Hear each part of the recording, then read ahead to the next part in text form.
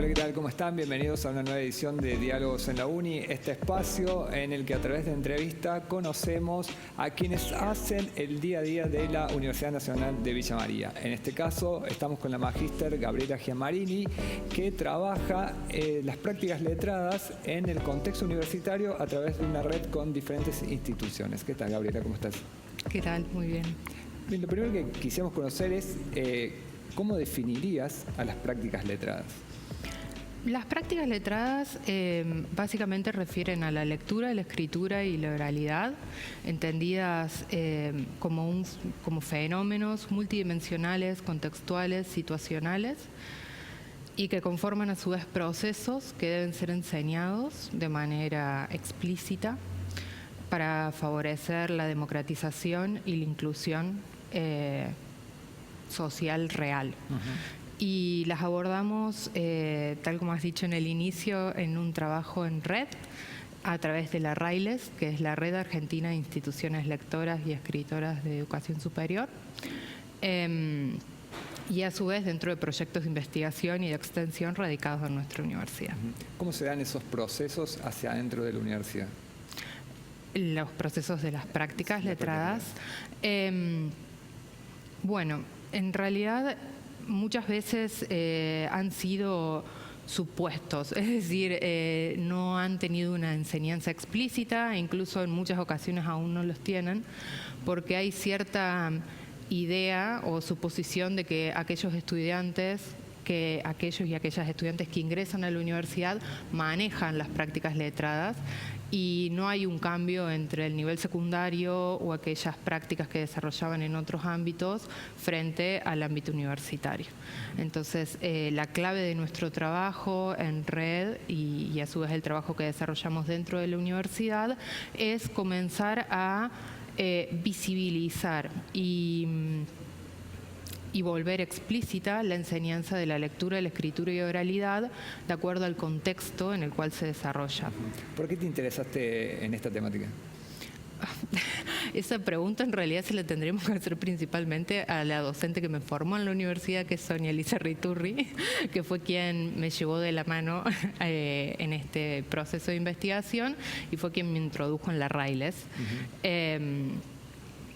Y a partir de mostrarme las posibilidades, que en el caso de ella trabajaba la escritura como estrategia metacognitiva, las posibilidades que la escritura conlleva en su desarrollo y entendimiento en tanto que proceso y práctica, fue quien me abrió las puertas a pensar otras formas de enseñar en donde la lectura, la escritura y la oralidad explícita tuvieran un lugar central.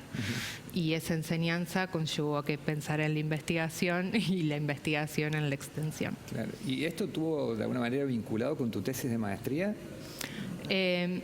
No exclusivamente. En cierta forma sí, porque todos se relacionan porque somos las mismas personas, pero en mi tesis de maestría yo trabajé sobre la variación lingüística, una cuestión muy específica que eran las locuciones preposicionales en relación a y en relación con en un corpus académico de lingüistas.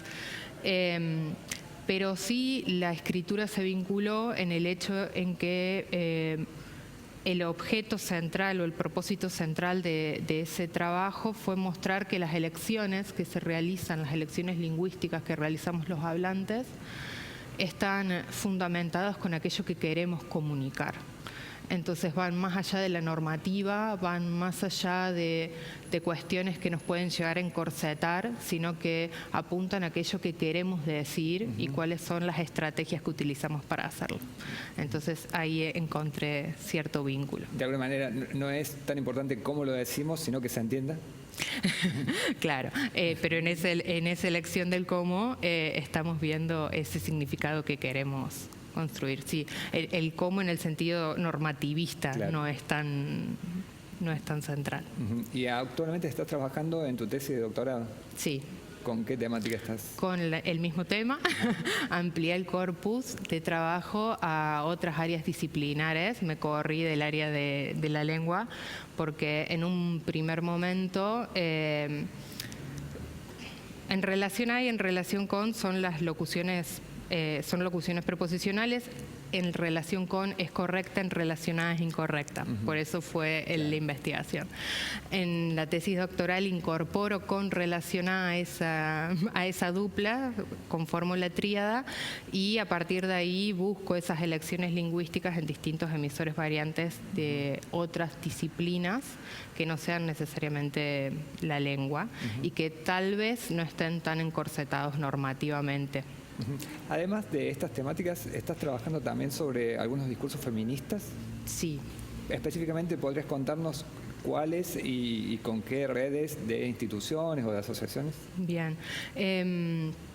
En ese caso estamos como en una especie de internacionalización de la investigación, por así decirlo, trabajando con la doctora Paola Mancosu de la Universidad de Milán y a su vez con el grupo de estudios del GIPSI, que es el grupo de investigación sobre el discurso y la protesta social, que está radicado en el Centro de Estudios de Discurso dirigido por Teun van Dijk en Barcelona. Al grupo lo dirige César Rojo. En ese grupo investigamos básicamente qué rol cumplen los medios de comunicación al momento de presentar las protestas y con la docente Paola Mancosu estamos trabajando cómo el discurso de resistencia feminista a partir de las protestas se ve en los medios de comunicación. Claro. Y tomamos como caso inicial el de Mujeres Creando de Bolivia. ¿Y qué encontraron? Bueno, encontramos que básicamente los medios de comunicación no van a las fuentes y voces oficiales de quienes organizan las protestas, sino que seleccionan a gente que se encuentra en el lugar y que si bien son voces autorizadas, porque por supuesto están ahí y por algo lo están, no toman en cuenta los manifiestos que se producen, los modos de circulación que tienen de la información, ni cuáles son las causas reales por las cuales ocurren las protestas, sino que se centran fundamentalmente en si hubo disturbios o no hubo disturbios y en la validación social, entre comillas, de aquello que dicen quienes protestaron. ¿Y en el caso del Ni Una Menos aparece en estos análisis lo que significó el Ni Una Menos, que fue algo que salió de Argentina? Sí, no, en el caso de la protesta de Mujeres Creando no lo vimos, pero bueno, con Paola trabajamos en conjunto dirigiendo una tesis de maestría de Elena, de Milán, y ella trabajó el movimiento Ni Una Menos y estuvimos viendo un poco las protestas, pero no nos centramos tanto en eso, sino que vimos el Ni Una Menos frente al colectivo Actrices Argentinas, claro. Por ejemplo. Siempre vamos haciendo los recortes que son necesarios en las investigaciones. ¿Y cuáles son las herramientas paralelas, si se quiere, que utilizan las organizaciones o los organismos para contrarrestar de alguna manera esta cobertura mediática que reciben las manifestaciones? Fundamentalmente las redes sociales propias y los manifiestos y los posicionamientos y el mostrar, o sea, esto del ciberactivismo funciona mucho y es lo que permite que se valide su voz. Bueno, en el caso de Mujeres Creando, por ejemplo, ellas tienen una radio, que es Radio Deseo, mediante la cual comunican un montón de noticias de Latinoamérica, no solamente de América Latina, no solamente de Bolivia.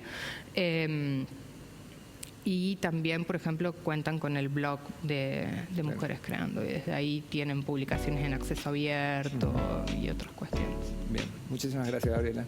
Muy buena. Dialogamos con Gabriela Giammarini, es docente e investigadora del Instituto de Ciencias Humanas sobre prácticas letradas y también sobre otras investigaciones en torno a los movimientos feministas. Nos encontramos en una próxima edición de Diálogos en la UNI para seguir conociendo lo que se hace en la Universidad Nacional de Villa María. Muchas gracias.